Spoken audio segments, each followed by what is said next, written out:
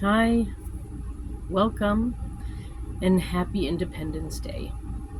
My name is Susan Maude Buchser Lochocki, and I am running for President of the United States as a mostly write-in candidate, but definitely a unregistered candidate and a unregistered Republican candidate. I am here to wish us all a happy Independence Day, and in past years, I've read sections or all of the Declaration of Independence, which is what today is about. But first, I want to go over how great the United States was at this time in history in declaring our independence from England. And I also want to mention, oddly enough, today the people of England are voting. They have a vote going on to recommit to their political people in office. So they're having a vote on this day, which I find quite interesting. This year. They don't always do it on the 4th of July, but this year they're doing it then. Anyway, it is a great day in our nation's history. It is one of these moments where we were great, standing up for the right reasons and putting our foot down and saying we've had enough. We don't want to be taxed and not be represented. It's an important day. So congratulations to our forefathers for standing up and saying no. Then the next thing I want to mention is a lot of times people giving talks or speeches or newscasters or media and even candidates, even presidential candidates, they like to mix up parts of the Declaration of Independence with the Constitution, and they do it in a way that it becomes confusing whether it's our founding documents or whether it's our letter to the king to say we don't want you anymore. We don't like what you're doing to us, and we want our freedom. So you have to separate these. And a lot of times, I hate to say it, it's a lot of the religious ones who like to talk about the Creator, and that is the people who were running our country at that time were actually British people who were following the British religion, and so we were sort of talking to the British about our stance. So the wording is in a way that is more religious, maybe, to get the understanding of the people of England and, of course, the king at the time. So our current document, the Constitution, it doesn't say anything about a creator. So let's just get that straight. In fact, there's no mention of God, and the only time that religion is mentioned is to keep it separate. So we need to make sure that we are talking about the correct documents when we speak. So the people speaking to the public need to be accurate. We've lost a lot of the ability to be accurate. People are purposefully spin doctoring things and making things seem one way when they're actually another. So in our Constitution, it clearly states that we do not have an official religion as a country. We are a godless country. Now, over the last little while, people have been adding God into our country. and getting away with it. And that's because the people in power are God believers and want the country to be a God country.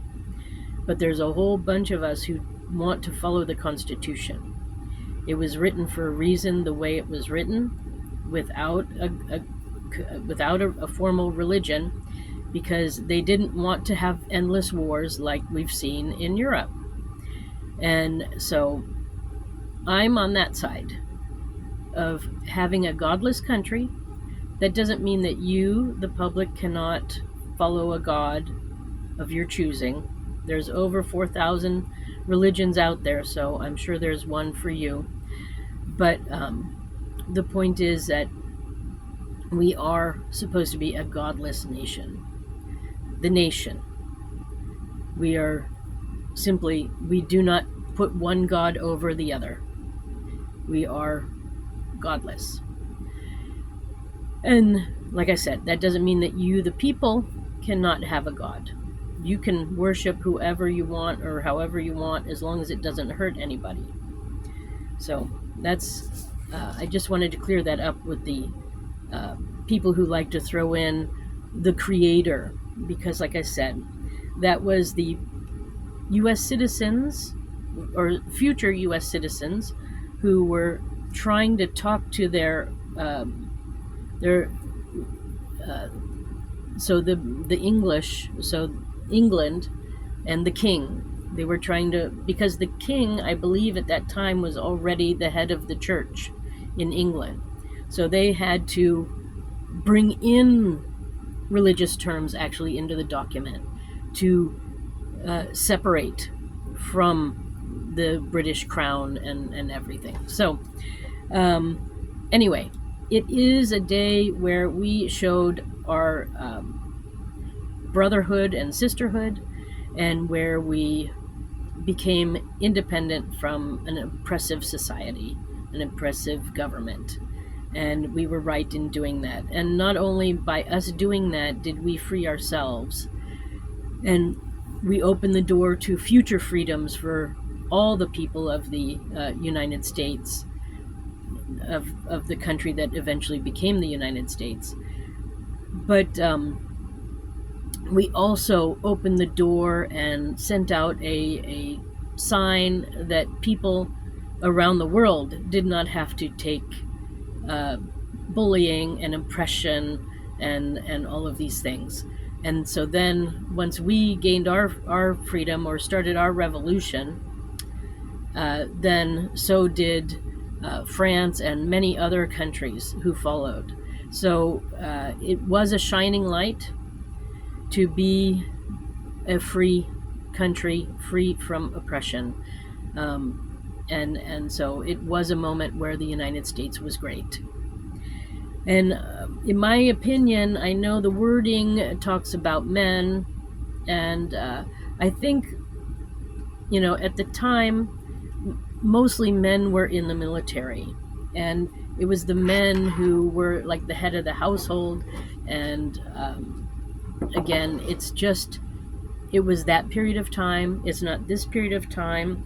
And it's only the document that freed us from England that announced that we were declaring ourselves free. So I think a lot of people like to mix that in with the Constitution, and it's two separate documents. So it's not really important, but because the men were the ones fighting, they chose to just say men, and then they might have also chose just to say men because they didn't want to get the women in trouble. So I know a lot of you are now going, oh, you don't know what you're talking about. But I don't know. It could be a head of household thing, which, at that time the men were the head of the household. Or it could be that they didn't want to have the women involved to keep women safe. But I will say, with the history of things that I've discovered, it probably isn't so much keeping women safe, just to mention that too. It was probably more head of household, and the men declared it and declared their names and knew the risks involved and whatnot. So anyways, so actually our U.S. flag, this one over here, is a rebel flag. It's our original United States flag, just, it's brought up to modern times. But it was a rebel flag at that time, according to the British, I'm sure. So, yeah. Anyway, that's really what I wanted to say. So, as far as policy-wise goes, in my presidency, if I become the next president of the United States, I would like to have our 17-year-olds go through a year of learning about their rights and their liberties, going really over the Constitution. All of them should go and visit Washington, D.C., and get to know their country a little bit. So that when they turn 18, there will be a little ceremony, and they truly pledge the allegiance to the flag as an adult and a responsible U.S. citizen. And everybody gets a copy of the Constitution. Maybe they even learn how to write laws or write petitions to the government. It can all be part of that. So I would like to change our education program as you know it. And I think having 17-year-olds learn these things, I think it's really important, because I think a lot of our citizens don't know their rights, and a lot of people don't read the Constitution, which is the supreme law of the land. And I think it's a little bit dangerous. I've noticed some things that have been going on for a long time that should have been stopped a long time ago, and I'm trying to stop them. But if people had learned what their rights are, this could have been taken care of a long time ago, and we could be living in a freer country that's not run by the duopoly. So that's my goal. And I just want to say, speaking of England, I don't know if I mentioned this before, but oddly enough, they're having an election today. I think I did. They're having an election today. So anyways, so I want to read the start of the Declaration of Independence, which is what today is. So all the 13 original states, congratulations. It's your anniversary of being the United States of America. And, I'm proud of our forefathers for stepping forward and separating and becoming a free country. Congratulations to you all and to our country for being brave and stepping up and saying enough is enough. So the Declaration of Independence that I have in my little book here, it says, in Congress, July 4th, 1776, a declaration by the representatives of the United States of America in General Congress and Assembly. When in the course of human events, it becomes necessary for one people to dissolve the political bands which have connected them with another, and to assume among the powers of the earth the separate and equal station to which the laws of nature and nature's God entitle them. A decent respect to the opinions of mankind require that they should declare the causes which impel them to separate. So that's the first paragraph.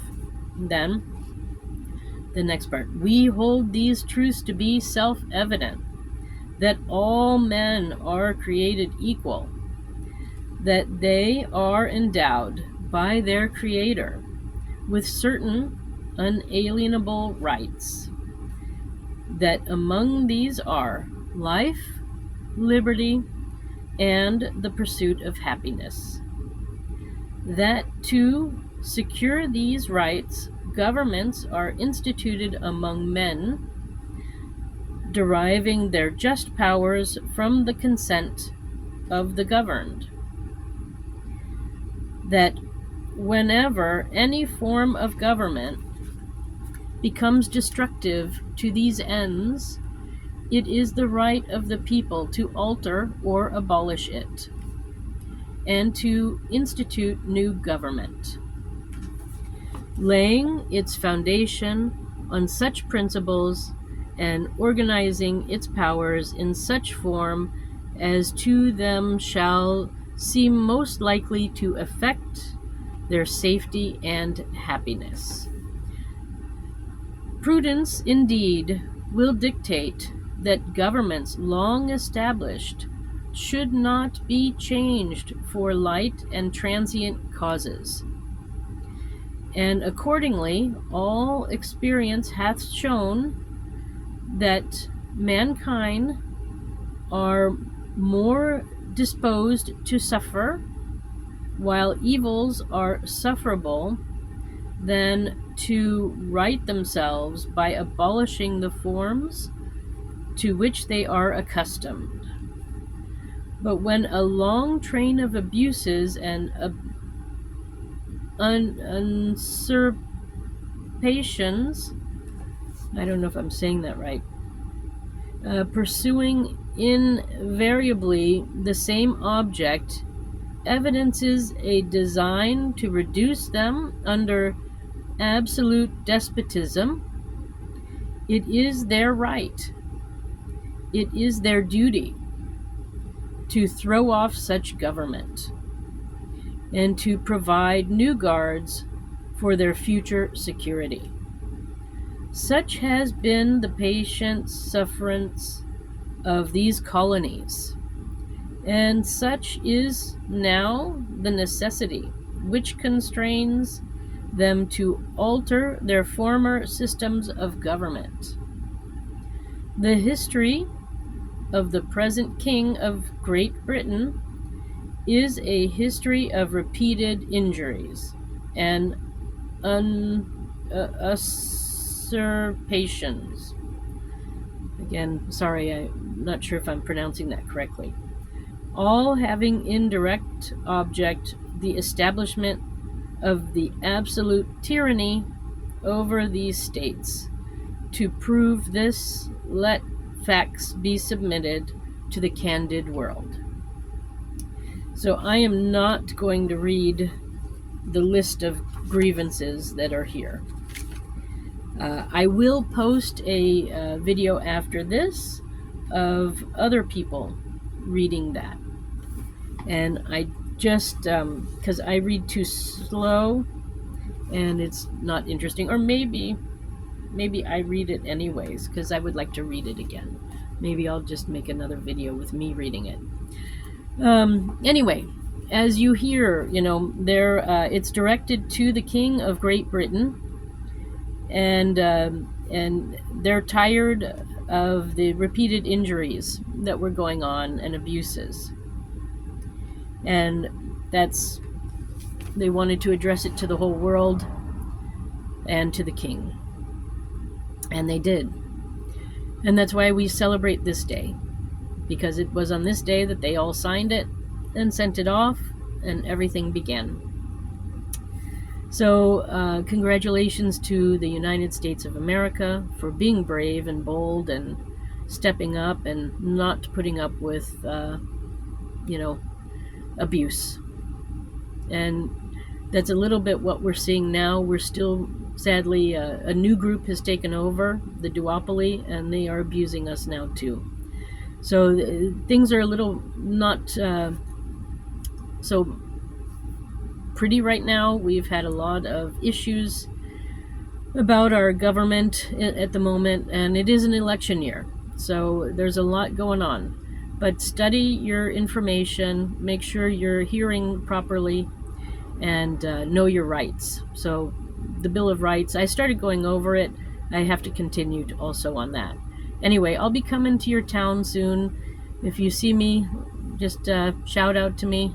And I'll be looking also for electors soon, because I do need electors to officially be presidential candidate in some states, although I don't know if that's even legal, because our Constitution, which is the law of the land, that states different things. That, it doesn't say that the candidate has to come up with electors. It says the state does. So I think the states have pawned off all their obligations onto everybody else, and they're just playing around with this registered to vote list, making up fake names and manipulating our votes. So as you know, I've got a lawsuit pending there with the Supreme Court to get that abolished, the forced act of registering to vote, because there's no checks and balance on that list. And I've been thinking too that a lot of people are debating IDs and what kind of IDs would be needed to show. Well, I'm not sure, but I don't think our driver's license shows that we're a citizen. So anyone, even foreigners, not green card holders even, who are just visiting, they might be able to pick up a driver's license because they're here for an extended period and they're driving. But does it indicate on the driver's license if you're a citizen or not? I don't think so. So I don't even know if the driver's license is a valid form of ID. So I think what we need to do is get the Social Security cards, and let's put let's put a photo on that. And that way we know you're a citizen because you have a Social Security number. However, I also heard that there are a few people who are not citizens who also have Social Security numbers. So the Social Security Department has to be careful about that too. But anyways, the real truth is we need to have something that proves that we're a citizen and has a photo ID and our address on it. So maybe we just have to make up a citizen ID card that is from the Social Security address, and that's it. So it's a Social Security card, basically, is what I'm talking about. But a citizen Social Security card. So, or everybody just gets a passport. That's the other thing. Then you're sure you're a citizen. Then you can really vote. So, on that note, I'm going to leave it here, and I will, no, I'm not going to make a video of me reading this because I think it's just best. There are other people who read better than me.